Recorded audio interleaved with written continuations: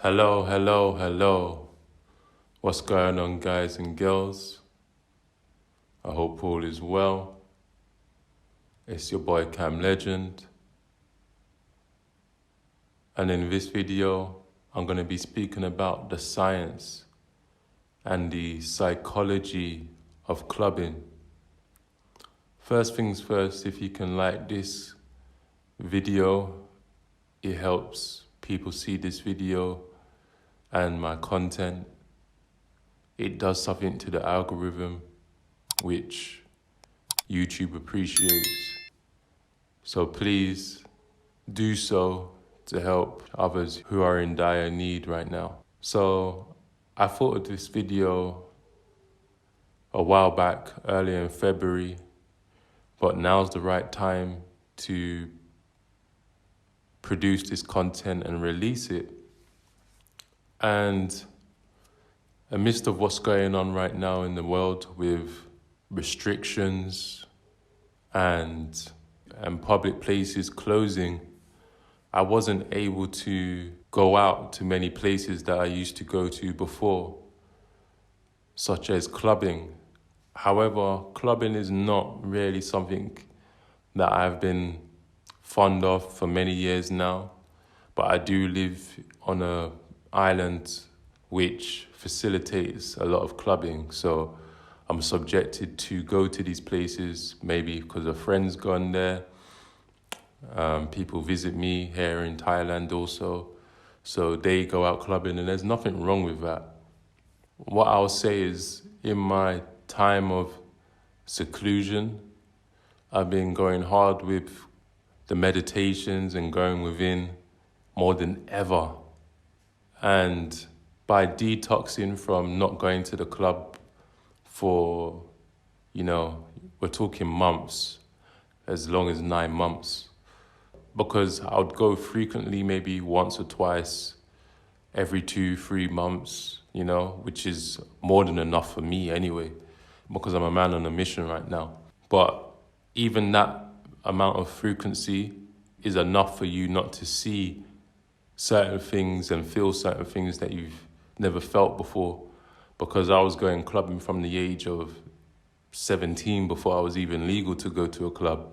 So you got to imagine the amount of loops I've done and cycles I've done, which has not allowed me to see the insight that I've seen now from taking a long hiatus from clubbing altogether.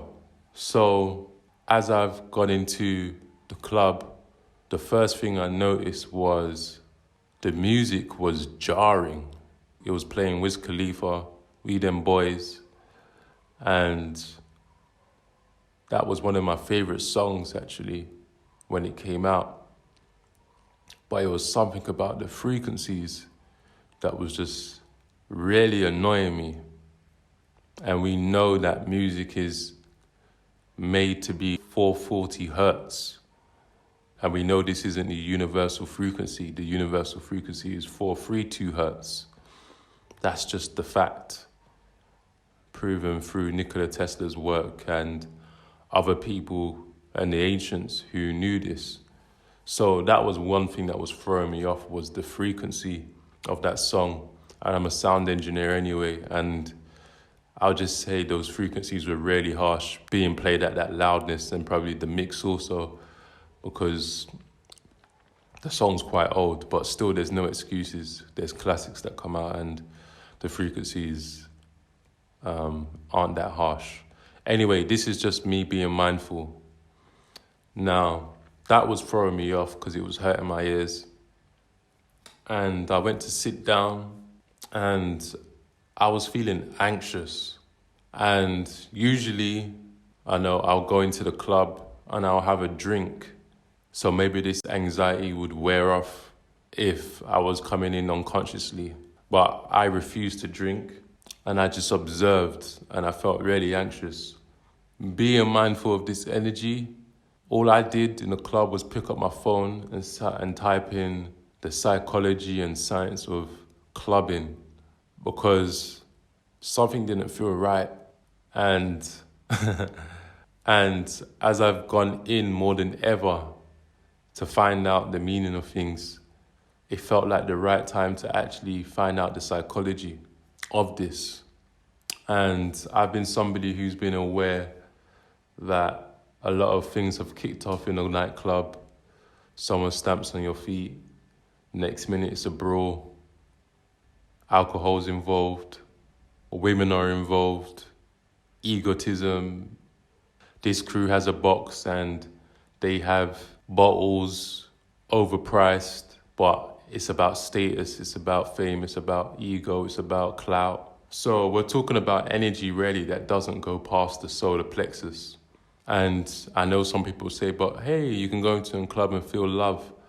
That's true, but the love can be artificial because most people are on something. And as soon as that stuff wears off, the next day they crash and they go into forms of depression. Although this is not a one-size-fits-all observation, I'm just speaking for the majority. Most people, when you go clubbing, you're drinking or you're taking something. That's just a general consensus. Although you can go out and not do any of those things and have a good time.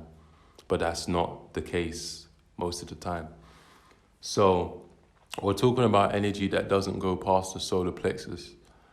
We're talking about energies that are artificial. We're talking about contrasting energies. 440 hertz, dark room, can't see anybody. You're in a box or contained room. There's strobe lights.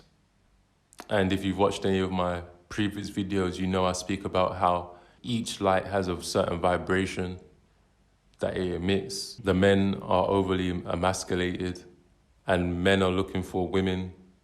Women are looking for the attention of men. So we're talking about instant gratification. We're talking about objectification. Can you see where I'm going here? I haven't even brought up the studies right now. I'm just channeling and reminiscing how I feel on what I've seen. But there's actual studies to back this up.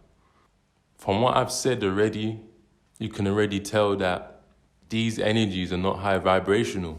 And yes, there's balance with everything. I'm not a pastor, I'm not a preacher.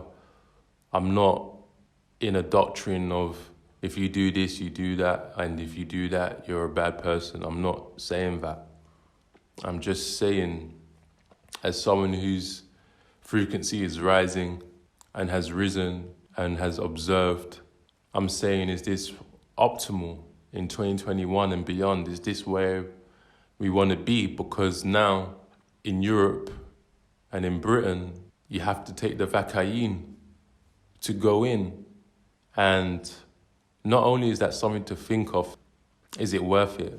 You have to think of why they would even say that is the case for you. Is it because we're moving into different times of consciousness? And if you still want to live a life of the old 3D matrix illusion of status, fame, and ego for one night, then back to reality the next day, are they proposing these vaccines for you because they're saying that, look, you're zombies. You can only have a good time unless you're on something that makes you feel high, but you're really low. So you're not going to make the ascension process anyway. And if you're willing to still live this life, then we'll give you this vaccine. And I was speaking to these two German boys at a private house party, trying to wake them up. And they were like, hey, we don't want to talk about this current situation. So I digressed. And one of the reasons why the guy didn't really want to know the truth, because it's not that he doesn't know it's the truth. It's more the fact that he doesn't want to care that it's the truth, because he wants to go raving, and that's what he told me. So, we're talking about desires here, and not everyone's going to make it, because most people do fall short to their desires, which I mentioned in the video, the energy of Saturn, the father of time, who creates this simulation and the reincarnation cycle process, along with the moon. So this is just my observation. Now, what has been mentioned by science and psychologists? So they say that when you go into a club, the lights are off, you can't see people. This causes anxiety, which then makes you drink to reduce this anxiety, which then numbs you and allows you to go with the flow and the 440 hertz music. And then you start dancing. As you dance, this produces oxytocin, which then increases the level of trust you have with people around you. So it's polarizing your energy. It's making you feel like, whew, I don't know about this place. Let me take a drink. You then dance. You then secrete oxytocin that then levels your trust of the place you're around. And then with that psychology, you probably continue to drink, which then makes them money. Listen, I'm not stamping on anyone's business. I'm just giving the science to this. People will take this knowledge and still do whatever they choose to do. And listen, you may still see me in a club. I'm just giving the science and psychology to this for more awareness. That's it. The music that is being played is activating your root chakra because it's about the base. The root chakra is a lot to do with sexuality and your primal urges. However, the sexuality is more to do with the sacral chakra, but rest assured, if your base of your spine is being activated by the base, which is heat, it rises up to your sacral chakra very quickly. And then it will go to your solar plexus, which is your ego. And that red root chakra is symbolic for heat. That's why you get hot very quickly in the club. Not only that, the nightclubs are crowded and it's packed. So you're really talking about primal energy right here. So you're in a packed environment. You don't feel completely safe. And don't get me onto being safe because I've been to clubs. I went to one club in Northampton and it was like a uni link up with different unis around UK. And don't get me wrong, I had a good time, but it was very dangerous. And one girl from my uni died. She got trampled on. And that club, I think it shut down. Then they had to rebrand and change their name like 18 months later or something like that. So, yeah, this is the kind of primal things that happen.